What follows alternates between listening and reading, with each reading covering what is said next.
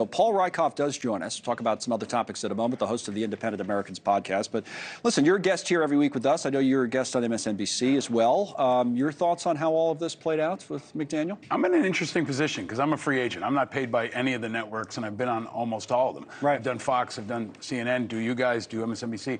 I think this is a business decision that they screwed up. I mean, I know when I go on MSNBC, I'm pretty much the most conservative thing over there, and I'm an independent. Right. I had Michael Steele on my podcast recently. He's the only Republican who has a show over there, and it's a very liberal audience. So I think the audience was ticked off. They sounded off. I think the hosts responded as well, and they had kind of a mutiny on their hands, but it was clear that their audience, their customers, didn't respond well to this, and I think that's ultimately what's driving it. But there's a bigger divide. I mean, there's conservative media, there's liberal media, there's MSNBC that feeds the Democrats, there's Fox that feeds the Republicans. Sure. You know, you guys have an opportunity to carve out that middle, and I think that's what most people want. They want something different. And this is kind of a sideshow that I think too often dominates our politics. So you think they made a mistake the way they handled it? Yeah. You think they should have kept her on the air? No, I don't think they should have kept her. Should have never hired her in the first place. They should have listened to their audience in the beginning. They should have known. listened to their staff in the beginning and know this was going to blow up in their face. But it's not the first time that a media company's made a big mistake. Probably won't be the last one. What do you think of what Mick and I were talking about, Mick Mulvaney, a moment ago, about this whole divide on the election, January 6th, how it was handled, election denialism, essentially? You know, I've said this before. I worked at Fox for years, for 15 years, but that's the reason I left there. The lies about the election being promoted. That was by colleagues, by the way, on the air. I just wasn't comfortable there. I walked out the day my contract was up. So I do have some personal experience with that. Yeah. But what do you think in terms of how it's being handled here and whether it should be sort of like, you know, a litmus test for whether someone's a... I mean, it's up to each network, right? Is it going to be a deal breaker for each network? I mean, there are people who think the world is flat, too, and maybe they'll get contracts on some cable networks. Just on basketball teams. Yeah, I mean, each one is going to have to decide what's right for them, and they're trying to navigate this political space. But I think what it shows you is actually a lot of the cable news and the partisan sides is shrinking, and they're getting more tenacious, they're getting more ferocious, just like the parties are. Right. They're getting more extreme, and they're responding to those bases, and they're making business decisions and political decisions based off feeding those more extreme dynamics that are dominating our politics. It's what we talk about every week when we talk about the 49% of Americans who are independent, who are underserved by politics. They're also underserved by media. Independents, you say. We always like to talk to, I call him Mr. Independent, because his podcast, The Independent Americans. You probably see on the screen that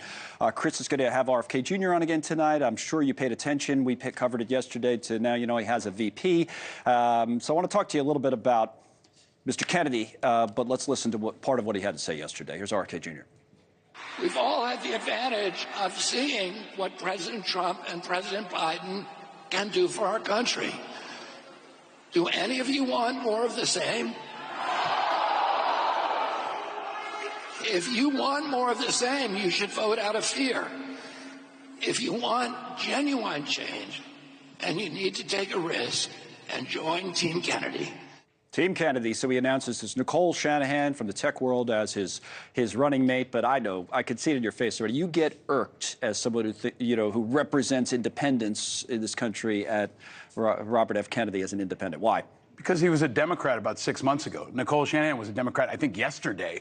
I mean, these people are opportunistic. They're taking advantage of trying to hijack that independent brand, and I think most independents see through it. You know, they are getting some support. They're going to get support by default, but the majority of independents are not supporting Kennedy. I think they want better. They don't necessarily want Biden and Trump. What do they don't want? necessarily want Kennedy either. Or who do they want? Right now, I think they're still a jump ball. They don't want any of them. I think if they had a candidate they could pick, it would be none of the above. I think that's most Americans now. But Kennedy will get a percentage. He'll get libertarians. He'll get disgruntled people. He'll get people who think he's a Kennedy like the old. And he might get a couple percentage points in a key swing state, and he might swing the election. But what's an independent to Paul Rieckhoff? You have somebody who's socially kind of liberal and fiscally conservative. But what do you mean when you say the best place I look to is the military. If you look to somebody like Admiral McCraven, if you look to somebody like Admiral Mullen, if you look to somebody like Mark Milley or Colin Powell, someone who you know has been an independent and hasn't been a partisan for their entire public career, or at least for a while. I mean, you can turn your jersey in tomorrow and say you're a Giants fan, but if you've been a Jets fan your whole life, and especially in public, nobody's going to believe you. I know. Now you're hitting me where it hurts, which is interesting. McCraven had the make your bed speech, right? So that, to me, that's enough to be president. You know, Mike Bloomberg got a lot of traction. He changed at times, but his running mate would have been Admiral Mike Mullen, who was the chairman of the Joint Chiefs, who had never been a Democrat or Republican. And I think there's a new generation, Connell. That's where the real action is. It's people who've never been Democrats and Republicans and want something different. It's all interesting, very interesting to me. We'll see how Kennedy does. I want to remind people about Paul's podcast this week, right? Because you have Ken Burns, is it? Yep.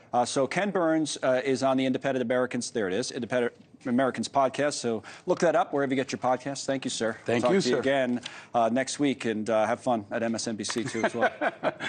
All right, Paul.